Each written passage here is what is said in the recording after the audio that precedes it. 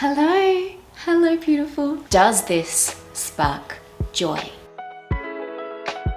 If you've spent any sort of time on the internet over the last decade, I'm sure you've heard those 4 words before. This is the catchphrase of the KonMari method, and today we're getting into the details. We're summarizing the KonMari method. Please don't sue me. Can it actually change your life? So what is the KonMari method? Well, it's been dubbed a transformative decluttering system created by Japanese professional organizer Marie Kondo. And the main premise is that you focus on keeping only the things in life that spark joy, that give you a sensation of happiness. So the general idea is that if you want to organize your home, it's best to actually remove some things from your belongings, declutter, and then organizing becomes a lot more efficient rather than doing things like investing in storage solutions and essentially moving the same things around. And instead of focusing so much on what you want to get rid of, you focus your energy on what you would like to keep.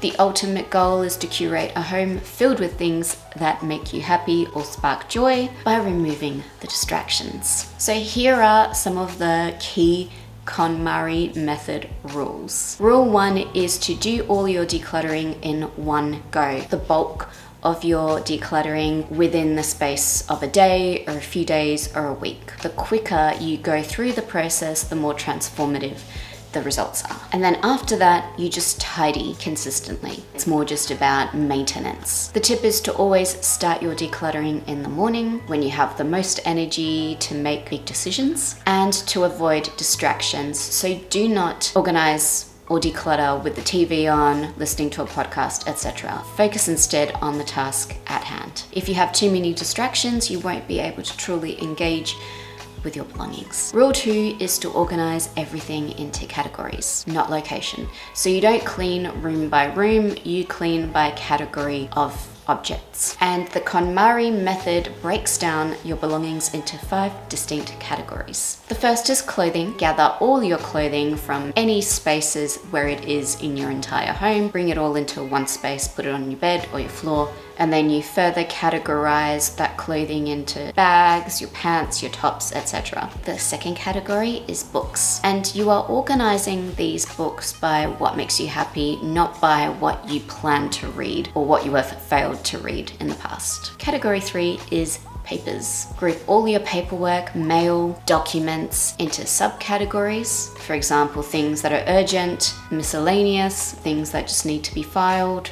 Discard what is not needed, digitize what is essential. Category 4 is called komono, which basically means miscellaneous, and this is the biggest category because it's everything outside of what we've spoken about so far. Kitchen items, electronic items, appliances, cosmetics, craft supplies, anything you can think of. Category 5 is sentimental items. And this is the hardest category, which is why it's reserved for the end. By the time you reach this category, you should be in tune with what is sparking joy and how to let go of things. This includes any sort of mementos, gifts, photos, letters, things from your childhood.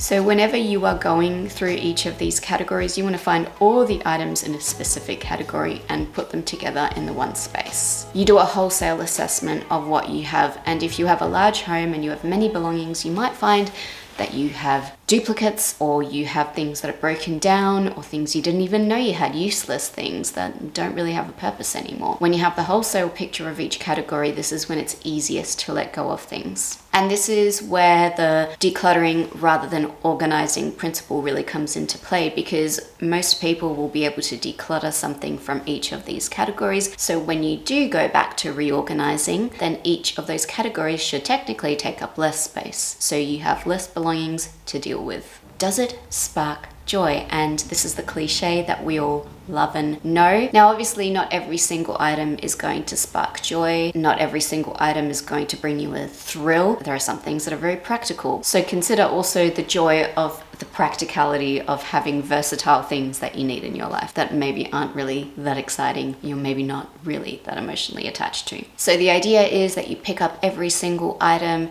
you close your eyes and you ask yourself, what feelings does this item bring? Does it spark joy? Does it relate to how how I want to live in the future, excellent, I keep it. If it doesn't, then that's when you know it's time to let that thing go. Rule 4 is declutter first. Finish removing things from your life before you organize them. Clean out your storage that you already have. Do not go out and buy storage until you have completed this step of the process. You might find that by going through the process of removing things from your life, you're actually going to end up with more storage anyway, and you won't need to purchase anything. And when you are saying goodbye to things, this is a big step. You've got to thank each piece for the value it gave you, for the place that it had in your life. Sometimes people have a bit of a laugh at this, but this concept does have some roots in Japanese spirituality, which I won't go into, but you can research. But ultimately, I think in the practical sense, what this is asking you to do is to have a sense of gratitude for all the things that you've had in your life. Rule 5,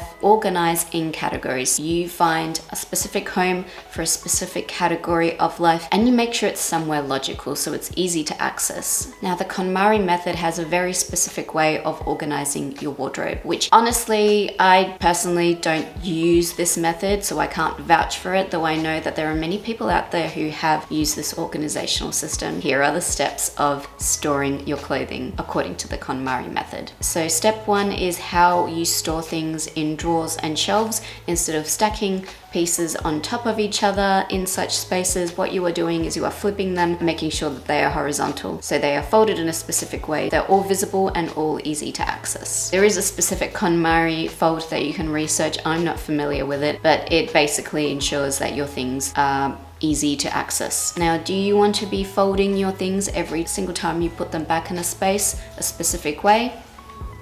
I'll leave that up to you. The things that you hang are the things that are happier. That's the term, happier hanging up. So the things maybe you don't want to iron, but also the things that aren't going to stretch when they are hung up. Dresses, trousers, blazers, these are the things you probably want hung in a wardrobe. The technique is hanging from left to right, arranging them so they rise to the right. So a logical left to right, as in how you're reading. Rise to the right means visual weight. So the weight of the items is rising as you move to the right. I think that means that the heavier things are on the left, right? I mean, that's how I logically do it.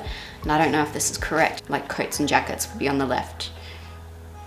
But I don't know. I don't know if that's exactly what it means or if it's the other way around. I would say that regardless, the things that are alike, they're next to each other. So I always organize my wardrobe by color and by type of garment. All my skirts are together, all my pants are together, all my tops are together. And on top of that, they're all in sort of like a general color scheme.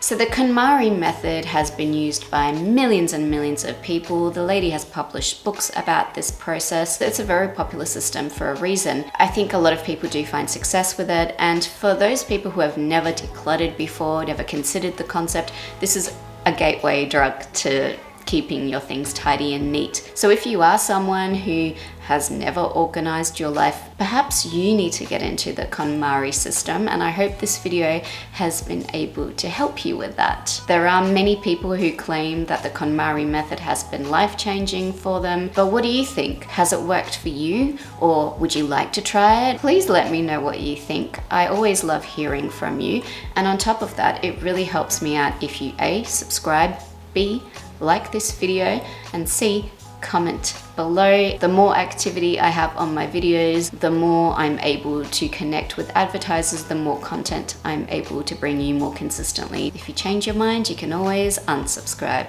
The commitment is very low for you and it helps me out a lot. So a massive thank you to those of you who have been able to show me your loyalty with those tiny little actions. I could not do this without you. Here are the 4 places you can find me at all times. I have a second channel for slower, more relaxed content, a little more detail oriented. I also have my Patreon community where I post new videos every single week. And if you want to see my life in real time, check me out on Instagram. I post stories from my travels, I post outfits, yada, yada, yada, yada. Thank you so much for your support. I'll see you soon.